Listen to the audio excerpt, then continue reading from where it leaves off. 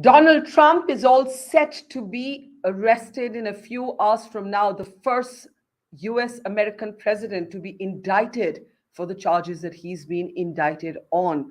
The big question is, how will this impact politics in the United States of America? How might this impact Trump's re-election bid for 2024? New York City, where Trump has arrived in the last few hours, is bracing itself for protests. The United States of America is facing unprecedented polarization with battle lines drawn almost down the middle. Remember, Trump has been indicted in a hush money case, basically paying money to a porn star, Stormy Daniels, for keeping quiet about the sexual encounter that they had. Trump intends to plead not guilty in court. US media is suggesting that he will be indicted on 34 felony charges, but could be spared the handcuffs. Now, there's a lot to talk about. Let's go across to our newsmaker today. Joe Walsh is joining us. He's a former GOP congressman. He's also a former American presidential candidate who, in fact, ran for president in 2020 till he suspended his sentence, saying nobody in the Republican Party could actually take on Trump. What might he say today ahead of the elections? And given what's happening to Trump, could Trump play political martyr, play victim all over again? Joe, good morning. It's a pleasure to see you. It's a pleasure to have you back with us. A big day in the news cycle. What are your first thoughts? Barkha, great to be with you.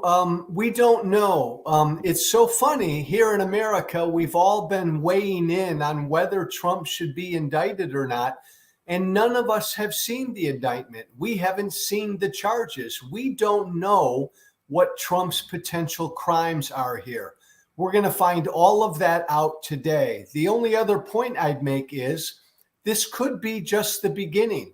You and I could be speaking 2 months from now, and Donald Trump, in all likelihood, will be indicted in other parts of America for totally separate crimes.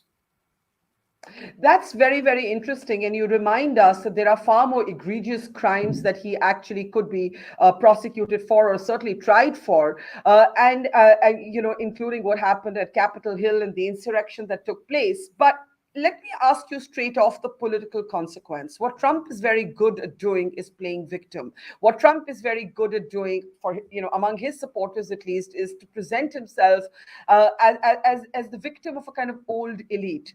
Do you think there's still that mood about him in the US? It's working, Barkha. It's working. Among Republicans, this potential indictment and today's indictment has only strengthened Donald Trump politically among Republicans. I would have told you a month ago he will be the Republican Party nominee in 2024. Now it's almost certain. And you nailed it. Donald Trump does nothing better than to say, I'm the victim. Everybody is after me. And his supporters want to hear that. So it's working right now. And his poll numbers are way, way up. That's fascinating. And do you think that is because the case that Trump is facing indictment for is not something that most of his supporters have a judgment for, basically paying Stormy Daniels off? Is that why his supporters are not going to judge him on this? Or do they actually think that he's a victim of some conspiracy, quote unquote? I wish I could tell you, Barkha, that it's only because his supporters don't understand this case. But no, when Donald Trump is indicted, and I think he should be, say down in Georgia for pressuring the state of Georgia to overthrow their election results, Trump supporters will do the same. He's the victim. This is just another political persecution. When Donald Trump is indicted, which he probably will be for purposely stealing and hiding classified documents, his supporters will say the same. And Barkha, let's not forget, 2 years ago, we had a violent attempt to overthrow an American election. Donald Trump did that. There's a likelihood he'll be indicted for that. But in all of these, all of his supporters believe he's just the victim of a deep state going after him. There's been some commentary in the U.S. media that this was not the best or the strongest case to get him on. That in the end, you're talking about his sexual encounter with a porn star and her claim that she was paid money to keep quiet. That what happened in Georgia with the election, what happened at the Capitol Hill when Trump refused to accept the result of a democratic process. Those are the grounds to get him on, and you're saying that might yet happen. But what I want to understand from you, Joe, is why you're so convinced that this is working in his favor politically. Because I talk to Republicans every day. I've been doing it for years because I used to be a Republican. And this has strengthened his support. Barkha, people who were tired, Republicans who were tired of Donald Trump a few months ago, even they now are rallying to his cause. We don't know what these charges are. You know, it sounds like the prosecutor's going to try to show a pattern of business fraud that Donald Trump committed. There are much more serious charges potentially against Trump. But for most of his supporters, Barkha, they decided a long, long time ago that the government and other people are after Donald Trump. Nothing will change them from that. Now, this is really important to say. I don't think this strengthens Trump among the whole country, but it strengthens Trump among Republicans. So, what you're saying is that within the Republican Party, this gives him a kind of primacy. What does it do to his rivals within the party? What happens to DeSantis? What happens to others who may want to throw their hat in the ring for 2024? Barkha, that's the great point. It neutralizes them. Look, the dirty secret is every Republican running against Trump, every Republican elected official, every Republican donor, every Republican bigwig, privately, they all want Trump to go away. They all want Trump gone. They can't and don't say that publicly because they're afraid. So Nikki Haley and Ron DeSantis and Mike Pence and anybody else who would run against Trump, they're out there now defending Trump. They have to defend Trump. So it puts them in a really weird position. They're going to have to spend the next year or two running against someone who they're defending. It's almost impossible to do. When you ran for president, and eventually I remember when you suspended your sentence, you said there is no other individual in the Republican Party who can take on Trump. That was 2020. In 2024 or 23 right now, what would you say, if this indictment were not taking place? Let's imagine that he didn't have something to build sympathy for himself around. If this indictment were not taking place, is this a more competitive Republican Party? Is there a bigger level playing field than there was at the time that you ran?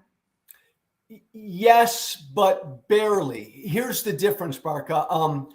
It's not just Trump. Look, Republicans want Trump or somebody just like Trump. I know this is hard for some people to understand. Republicans want a jerk. They want someone cruel. They want someone who will build a wall around America. They want like an authoritarian.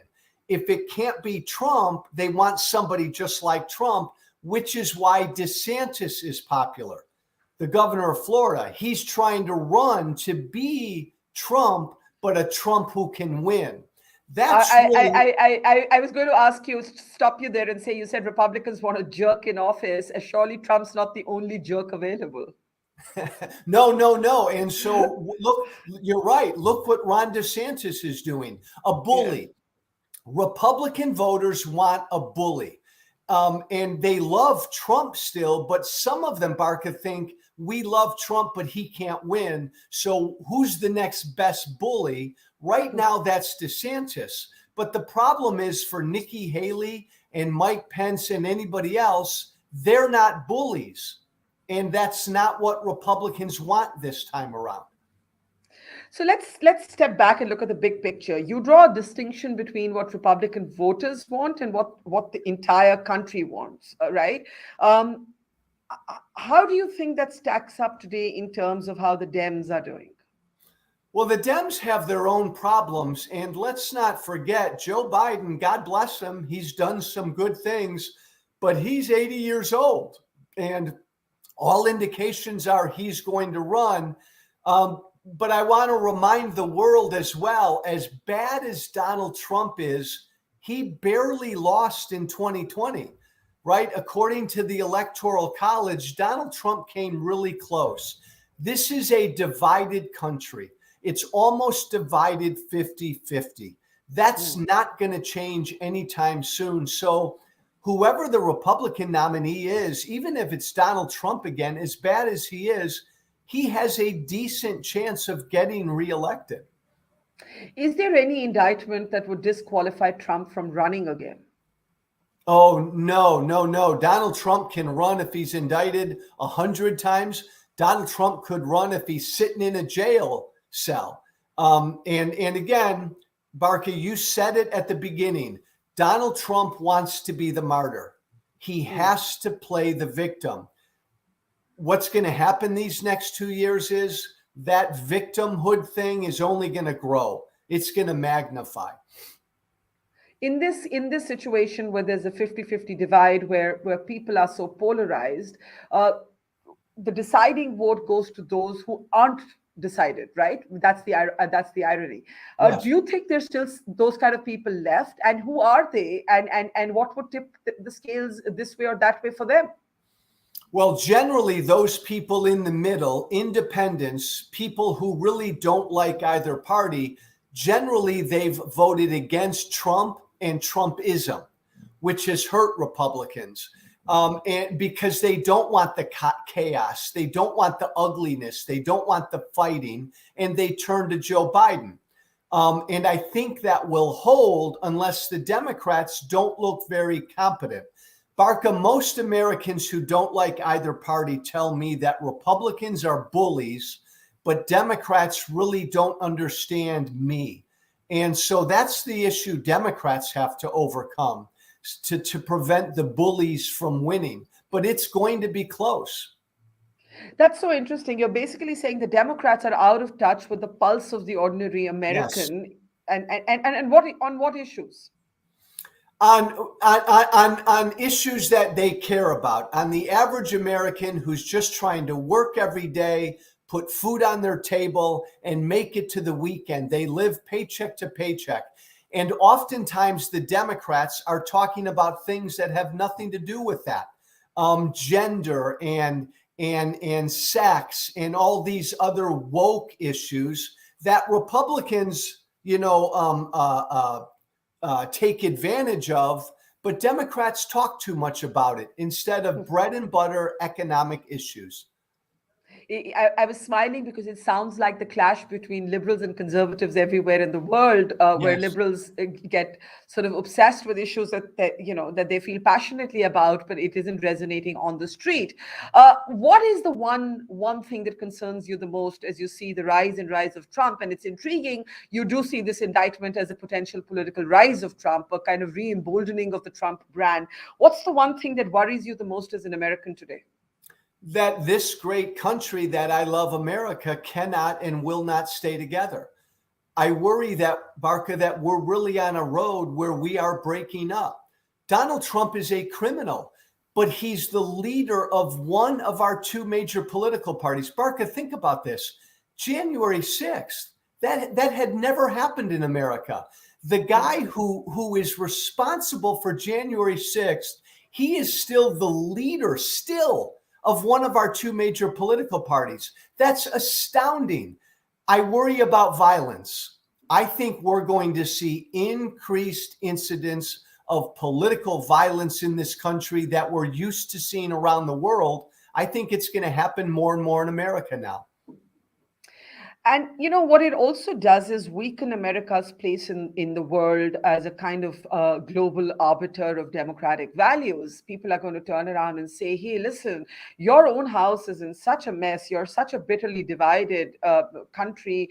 Institutionally, you can't get any consensus on issues from abortion rights to gun violence. Who are you to tell anyone else, from Afghanistan to Ankara on what their values should be?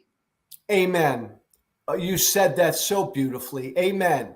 We're no longer a beacon for democracy here. I really, really worry about that. I mean, 30, 40, 50% of this country no longer wants to accept basic election results. If we don't agree in America on who won and lost an election, our democracy is over. Donald Trump lit that flame a couple years ago. I don't know where it's going to go. Finally, Joe, is there something yet that could still weaken Trump, stop him in his tracks? You seem to be describing a situation where Trump, as the Republican nominee for 2024, is almost unstoppable. I think almost unstoppable, Barkha. But again, I tend to be a pessimist. The only hope is that there are a few more indictments, more serious indictments, and there are enough Republicans who say, oh my God, enough. This is way too chaotic. He can't win. Give me anybody else. There's the chance that that might happen among Republicans in another 6 to 8 months. What is stopping them, you think, that the street is with Trump? Because Donald Trump has a hold on 35% of Republican voters. I mean, a hold. It's almost like he's a religious figure. 35% of Republican voters will never leave him. If he shot 5 people dead in New York City today, those 35% of Republican voters would stay with him. That's what scares. That religious cult-like fervor scares all the other Republicans.